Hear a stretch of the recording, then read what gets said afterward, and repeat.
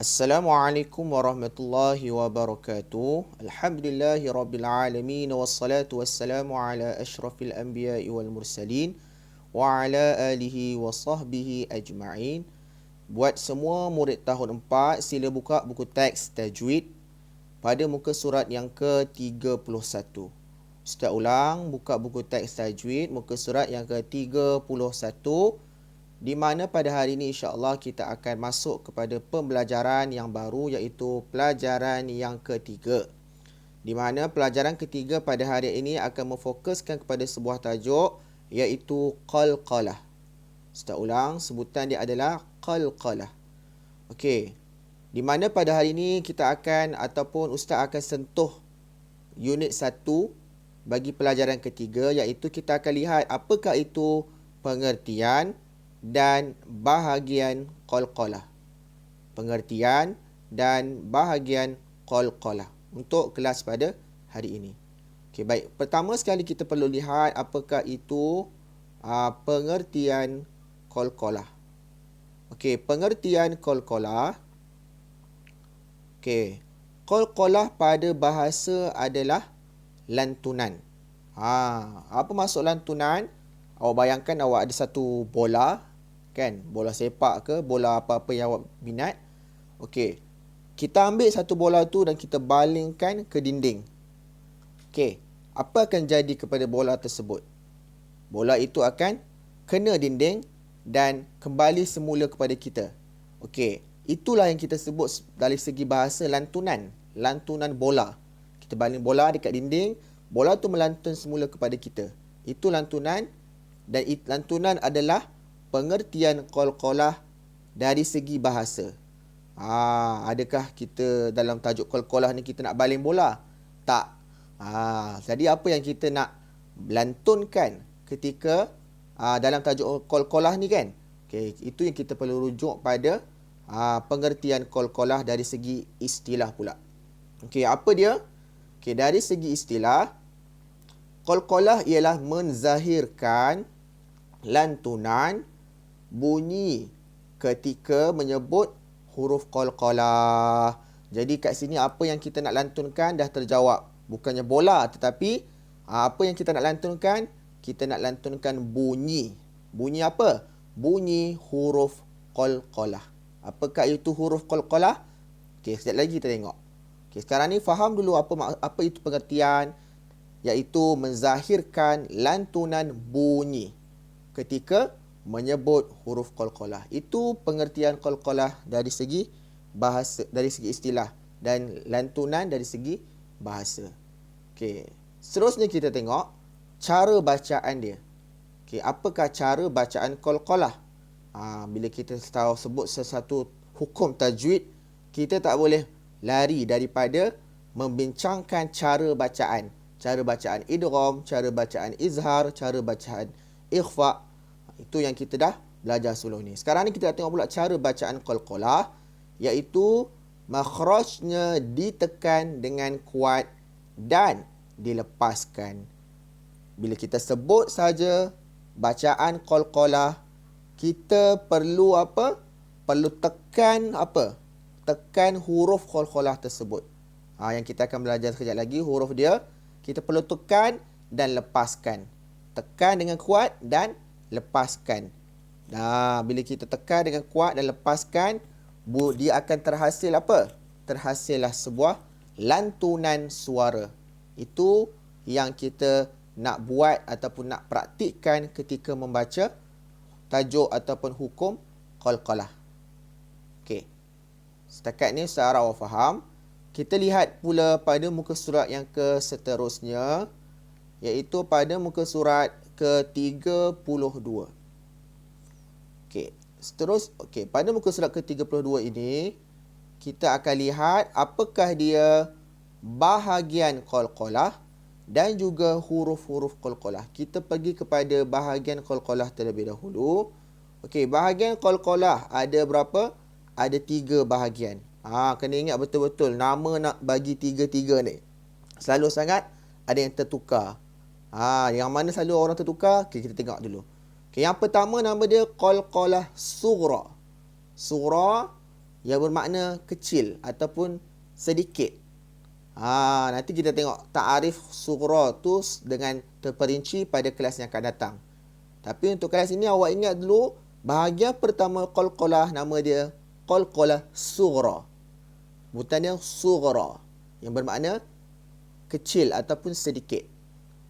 Okey, qalqalah yang kedua nama dia qalqalah. Yang merah ni buah apple ke apa ni? Buah apple warna merah, tadi warna hijau, warna merah pula. Nama dia adalah kubra. Kubra. Qalqalah kubra bermaksud qalqalah yang besar. Besar. Okey, dan yang ketiga nama dia qalqalah akbar. Ni yang selalu orang tertukar, kubra dengan akbar sebab bunyi dia hampir sama. Tapi Ustaz harap Ustaz tekankan kat sini jangan tertukar. Yang kedua nama dia kubra, yang ketiga nama dia akbar. Okey, qalqalah akbar bermakna qalqalah yang sangat besar ataupun sangat kuat. Kalau tadi besar sahaja, tetapi yang ini sangat besar dan juga sangat kuat. So ada 3, qalqalah sughra, qalqalah rendah, qalqalah kubra, qalqalah besar, qalqalah akbar, qalqalah sangat besar. Apa yang besar, apa yang kuat, itu yang kita akan tengok nanti pada kelas yang akan datang. Cuma ingat dulu untuk kelas kali ini ada 3, qalqalah sughra, kubra dan juga akbar. Terutama kubra dengan akbar ni. Ini yang selalu sangat orang confuse ataupun tertukar. Jangan tertukar ya. Yang paling besar tu nama dia akbar. Yang besar sedikit nama dia kubra. Yang kecil nama dia sughra. Okey, baik. Seterusnya kita tengok apakah itu huruf-huruf qalqalah.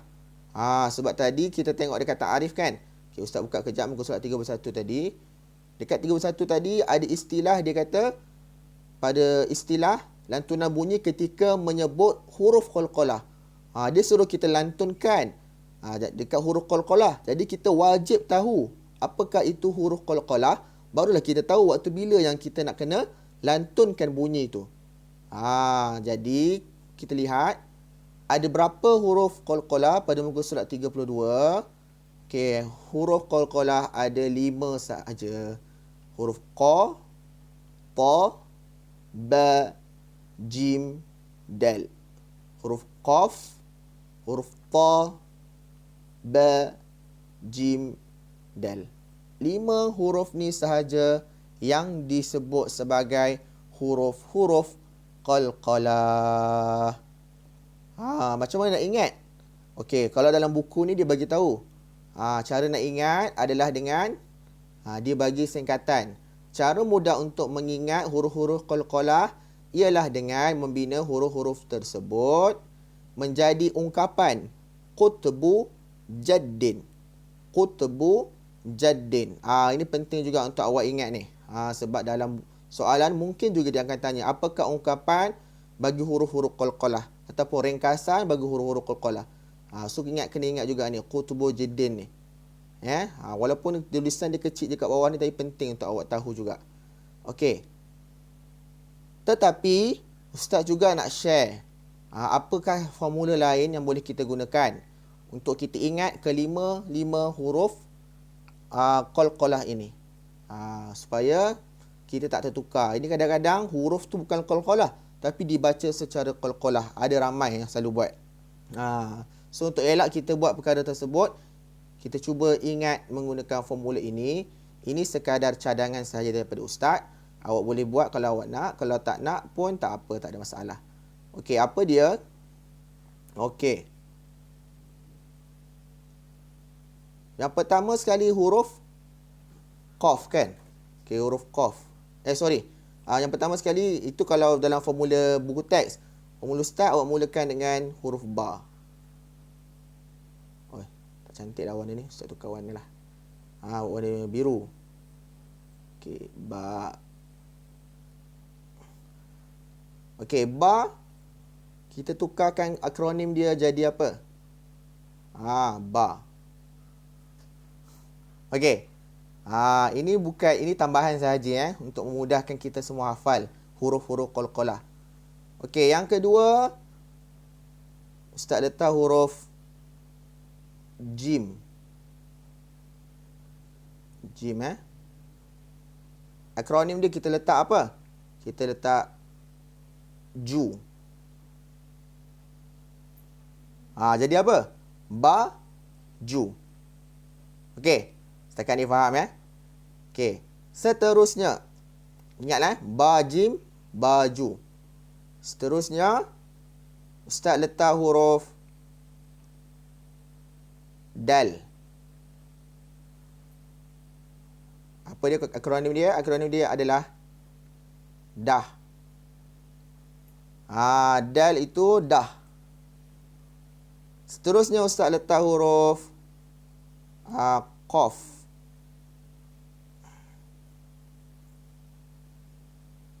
Akronim dia adalah ko. Qaf. Akronim dia adalah huruf ko. Dan yang terakhir sekali Ustaz letak huruf ta. Akronim dia adalah tor. So, kalau kita gabungkan kelima-lima akronim ni, dia akan jadi apa? Dia akan jadi ba, ju, dah, ko, tor. Baju dah kotor. Ingat, baju dah kotor. Huruf dia adalah huruf apa? Huruf ba. Ba kat sini huruf ba. Ju huruf jim. Dah huruf dal. Ko huruf qaf. To huruf to. Baju dah kotor. Ini sekadar cadangan sahaja daripada Ustaz untuk mudah ingat. Ataupun kalau awak nak ingat menggunakan formula dalam buku teks, seperti yang Ustaz bulatkan ni pun boleh juga. Qutubu jaddin. Boleh juga. So terpulang. Yang penting ingat 5 huruf ni. Itu sekadar panduan sahaja daripada Ustaz untuk mudahkan awak. Jadi, tolong fahamkan apakah itu pengertian qalqalah, cara bacaan qalqalah, bahagian-bahagian qalqalah dan terakhir sekali huruf-huruf qalqalah. InsyaAllah pada kelas yang akan datang kita akan pergi secara terperinci bahagian-bahagian qalqalah. Qalqalah surah, kubra dan juga akbar. Wallahu alam. Wassalamualaikum warahmatullahi wabarakatuh.